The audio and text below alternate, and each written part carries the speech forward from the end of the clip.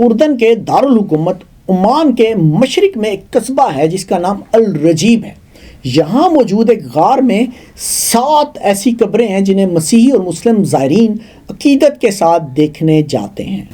ان قبروں کے بارے میں ان زائرین کا ماننا ہے کہ یہ ان 7 نوجوانوں کی ہیں جنہوں نے رومی دور میں مذہبی بنیادوں پر کیے جانے والے ظلم و ستم سے بچنے کے لیے یہاں پناہ لی تھی، اور پھر ایک معجزے کے نتیجے میں وہ صدیوں تک یہاں سوتے رہے۔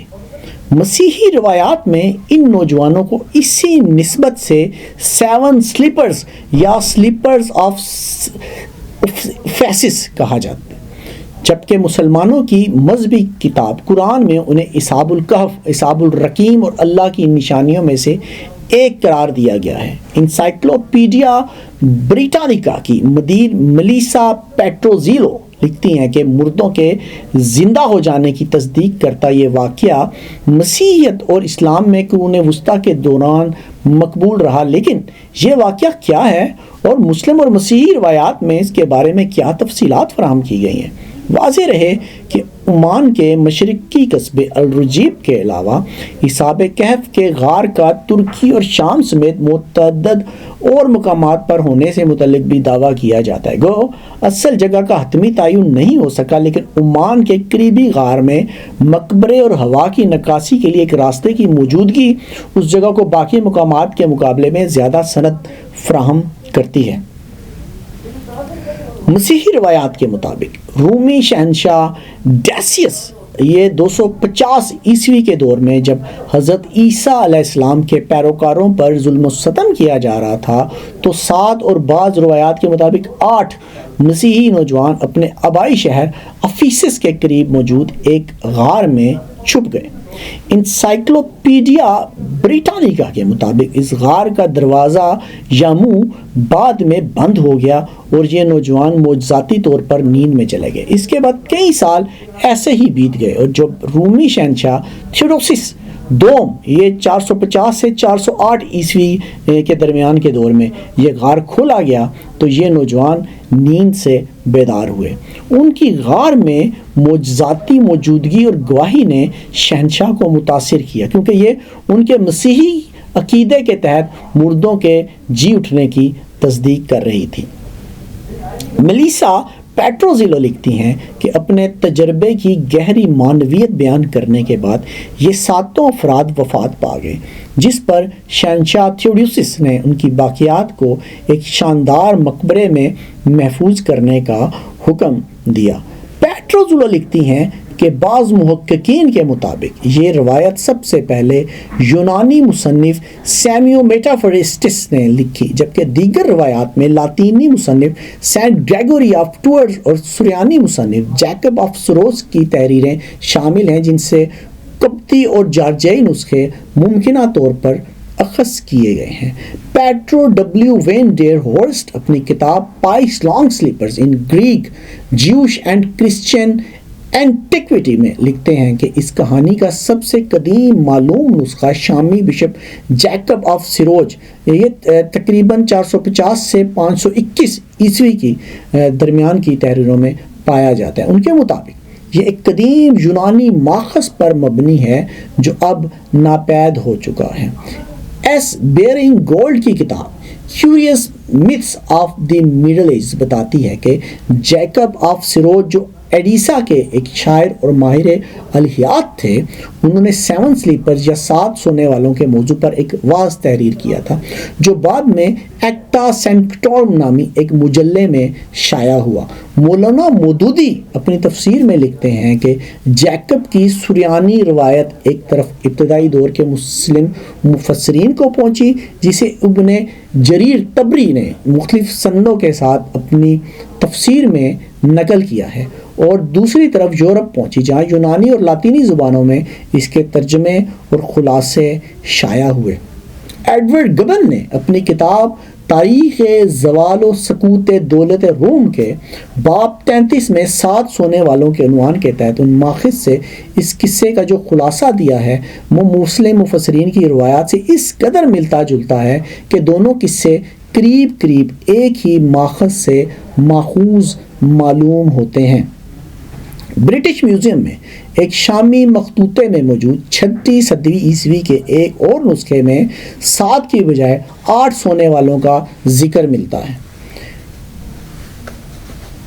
یہ واقعہ عرب معاشرے میں بھی متعارف ہوا۔ ابوالکلام آزاد نے اپنی کتاب اصحاب کہف میں لکھا ہے کہ مشرکین عرب کے وسائل معلومات محدود تھے، لیکن نبطیوں کے تجارتی قافلے برابر حجاز آتے رہتے تھے۔ خود قریش مکہ کے تجارتی قافلے بھی ہر سال شام جایا کرتے تھے، یعنی نبطیوں میں اس واقعے کی شہرت ہوگی اور یہ واقعہ انہی سے عربوں نے سنا ہوگا۔ یہ نبطی شمال مغربی جزیرہ نما عرب اور جنوبی سرزمین شام میں رہتے تھے، اور 7ویں صدی میں مشرکین نے انہی کے مشورے پر پیغمبر اسلام کا امتحان لینے کے لیے 3 سوالات کیے تھے۔ ان سوالات میں سے ایک یہ بھی تھا کہ اصحاب کہف یا غار والے کون تھے؟ سید ابو العالیٰ مودودی کی لکھی تفسیر تفہیم القرآن کے مطابق پیغمبر اسلام سے مشرکین کی جانب سے پوچھے گئے 3 سوالات، جن میں سے دیگر 2 خضر اور ذوالقرنین کی حقیقت سے متعلق تھے، ہی کے جواب میں سورہ الکہف جو تھی وہ نازل ہوئی۔ تفہیم القرآن کے مطابق یہ تینوں قصے عیسائیوں، مسیحیوں اور یہودیوں کی تاریخ سے متعلق تھے۔ حجاز میں ان کا کوئی بھی چرچا نہ تھا۔ قرآن کی 18ویں سورہ الکہف میں پیغمبر اسلام سے پوچھے جانے والے سوالات کا جواب یوں دیا گیا کہ ہم ان کی سرگزشت تمہیں ٹھیک ٹھیک سناتے ہیں۔ وہ چند نوجوان تھے جو اپنے پروردگار پر ایمان لائے، اور ان کی ہدایت میں ہم نے افزونی یعنی اضافہ عطا فرمایا، اور ان کے دل اس وقت مضبوط کر دیے جب وہ توحید کی دعوت لے کر اٹھے اور اعلان کیا کہ ہمارا رب وہی ہے جو آسمانوں اور زمین کا رب ہے، ہم اس کے سوا کسی دوسرے معبود کو ہرگز نہ پکاریں گے، اور اگر ایسا کریں گے تو حق سے نہایت ہٹی ہوئی بات کریں گے۔ مذہبی عالم جاوید احمد غامدی اپنی تفسیر میں لکھتے ہیں کہ یہ لوگ اگر وہی ہیں جو مسیحی تاریخ میں 7 سونے والے کہلائے جاتے ہیں، تو یہ شہر افیسس کا قصہ ہے جو ترکی کے مغربی ساحل پر واقع زمانہ قدیم کا ایک مشہور شہر تھا۔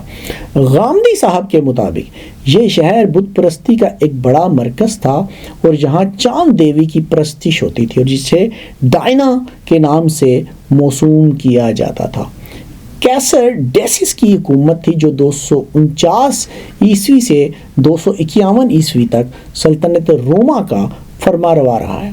مسیح علیہ السلام کے پیروکار اسی کے لگ بھگ زمانے میں اپنی دعوت لے کر جہاں پہنچے۔ رومی حکمران خود بھی بت پرست تھا، وہ مذہب توحید کی اشاعت کو برداشت نہیں کر سکا، چنانچہ جو لوگ ایمان لائے وہ بالعموم ظلم و ستم کا نشانہ بن گئے۔ جن نوجوانوں کا یہ قصہ ہے وہ شہر کے اعلیٰ گھرانوں سے تعلق رکھتے تھے، اور غالباً 250 عیسوی میں کسی وقت ایمان لا کر اس دعوت کے مبلغ بنے۔ پورا ماحول سماج ان کے خلاف اٹھ کھڑا ہوا، اور خطرہ پیدا ہو گیا کہ انہیں سنسار کر دیا جائے گا۔ اس پر وہ لوگ شہر سے باہر نکل کر ایک غار میں پناہ گیر ہو گئے۔ عربی زبان میں کہف وسیع غار کو کہتے ہیں، انہیں اسی بنا پر اصحاب الکہف کا کہا گیا ہے۔ یہی تذکرہ سورہ الکہف میں یوں کیا گیا ہے، وہ یہی دعوت دیتے رہے یہاں تک کہ لوگ ان کی جان کے درپے ہو گئے، تو بشارت ہوئی کہ جب تم ان سے اور ان کے معبودوں سے جنہیں وہ خدا کے سوا پوجتے ہیں الگ ہو گئے ہو، تو جاؤ اور فلاں غار میں جا کر پناہ لو۔ اس وقت جب ان نوجوانوں نے غار میں پناہ لی، پھر پروردگار سے دعا کی کہ اے ہمارے رب، ہم کو تو خاص اپنے پاس سے رحمت عطا فرما، اور ہمارے اس معاملے میں آپ ہمارے لیے رہنمائی کا سامان کر دیں۔ یہ بتاتے ہوئے کہ اس پر کئی برس کے لیے ہم نے اس غار میں ان کے کانوں پر تھپک دیا۔ محفوظ پناہ کے اہتمام کی بات الکہف میں ان آیات میں بیان کی گئی ہے۔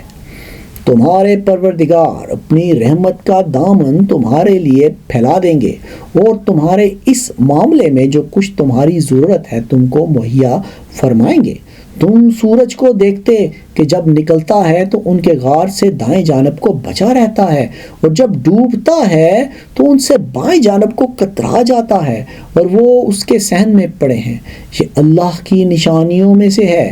جس کو اللہ ہدایت دیں وہی ہدایت پانے والا ہے، اور جس کو اللہ اپنے قانون کے مطابق گمراہی میں ڈال دیں تو اس کے لیے تم کوئی مددگار راہ بتانے والا نہ پاؤ گے۔ تم ان کو دیکھتے تو سمجھتے کہ جاگ رہے ہیں، حالانکہ وہ سو رہے تھے۔ ہم ان کو دائیں اور بائیں کروٹ دلواتے رہتے تھے، اور ان کا کتا دہلیز پر اپنے دونوں ہاتھ پھیلائے بیٹھا تھا۔ اگر تمہاری نظر کہیں ان پر پڑ جاتی تو ان سے تم الٹے پاؤں بھاگ کھڑے ہوتے، اور تمہارے اندر ان کی دہشت بیٹھ جاتی۔ ہم نے جس طرح اپنی قدرت سے انہیں سلایا، اسی طرح ہم نے ان کو جگایا کہ اس کے نتیجے میں وہ آپس میں پوچھ گچھ کریں۔ ان میں سے ایک پوچھنے والے نے پوچھا، تم یہاں کتنی دیر ٹھہرے ہوگے؟ وہ بولے، ہم ایک دن یا ایک دن سے بھی کم ٹھہرے ہوں گے۔ بولے، تمہارا پروردگار ہی بہتر جانتا ہے کہ تم کتنی دیر ٹھہرے ہو۔ خیر، اپنے میں سے کسی کو اپنی یہ رقم دے کر شہر بھیجو، پھر وہ اچھی طرح دیکھے کہ پاکیزہ کھانا شہر کے کس حصے میں ملتا ہے، اور اس سے تمہارے لیے کچھ کھانا لے آئے۔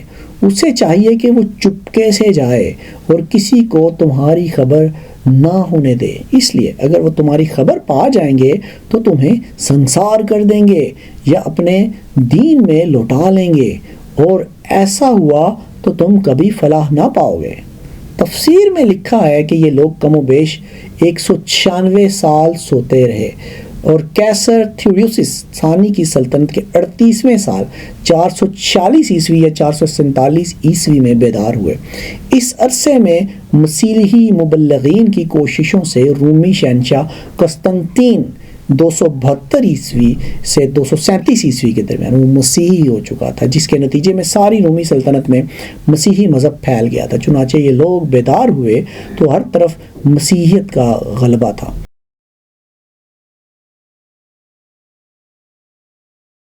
قرآن میں ہے کہ ہم نے اسی طرح اپنی قدرت سے لوگوں کو ان پر مطلع کر دیا تاکہ وہ جان لیں کہ اللہ کا وعدہ سچا ہے اور قیامت کے آنے میں کوئی شبہ نہیں ہے۔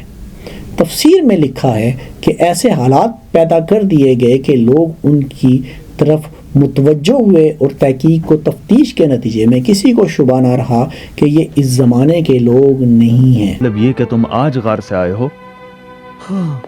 مسیحی روایات میں یہ واقعہ اس طرح بیان ہوا ہے کہ جس شخص کو کھانا خریدنے کے لیے شہر بھیجا گیا تھا، اس نے جب کیسر ڈیسس کے وقت کا سکہ کھانا خریدنے کے لیے پیش کیا تو دکاندار کو شبہ ہوا کہ شاید یہ کسی پرانے زمانے کا دفینہ نکال لایا ہے۔ یہ خزانہ تمہیں کب اور کہاں سے ملا ہے؟ اس پر دونوں میں تکرار ہونے لگی اور لوگ جمع ہو گئے۔ بھاگنے نہیں دوں گا تمہیں۔ رکو رکو، ٹھہرو۔ حتیٰ کہ معاملہ حاکم تک پہنچ گیا۔ اسے جانے نہ دو۔ ہٹو ہٹو، ایک طرف ہٹو، کیا ہوا؟ کیا بات ہے؟ اس کو خزانہ ملا ہے، یہ بھاگنا چاہتا ہے۔ کیا وہ سچ کہتا ہے؟ وہاں جب سوالات ہوئے اور اس شخص نے یہ سنا کہ کیسر ڈیسس کو مرے زمانہ گزر چکا ہے تو وہ دنگ رہ گیا۔ اپنے دوستوں کے ساتھ شہر سے کیوں نہیں؟ کیونکہ وہ ہمیں قتل کرنا چاہتے تھے، اس لیے کہ ہم موحد تھے اور شہنشاہ کے سامنے اپنا سر نہیں جھکانا چاہتے تھے۔ چنانچہ کچھ دیر تک بالکل دم بخود رہا، پھر اپنی داستان سنا دی۔ اسے سن کر حکام بھی حیران ہوئے اور اس کو لے کر اس غار کی طرف چلے جہاں وہ اور اس کے ساتھی چھپے رہے تھے۔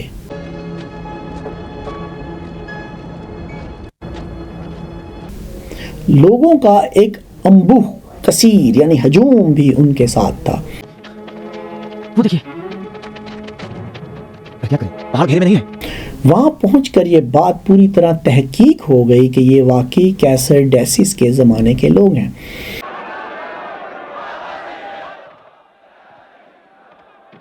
نئے رومی حکمران کیسر تھیوڈوسس کو اس کی اطلاع دی گئی تو وہ ان سے ملنے پیدل چل کر آیا۔ بیان کیا جاتا ہے کہ اس کے بعد یہ ساتوں نوجوان غار میں جا کر لیٹے اور یکایک وفات پا گئے۔ یہ سب لوگ مر گئے۔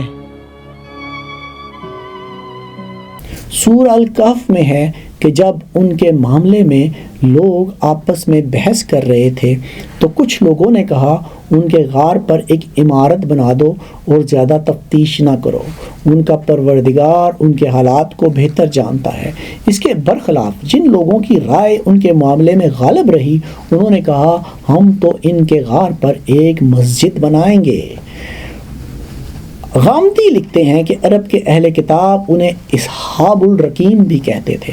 بعض اہل علم نے اس سے اصحاب کہف کے غار کا کتبہ اور بعض نے سیسے کی وہ لوح مراد لی ہے جس پر ان کے نام اور حالات بادشاہ کے حکم سے لکھ کر شاہی خزانے میں رکھے گئے تھے۔ رقیم اس عمارت کا نام تھا جو اصحاب کہف کی یادگار میں ان کے غار پر بنائی گئی تھی۔ مگر ابو الکلام آزاد کے مطابق الرقیم وہی لفظ ہے جسے تورات میں راکیم کہا گیا ہے اور یہ ایک شہر کا نام تھا۔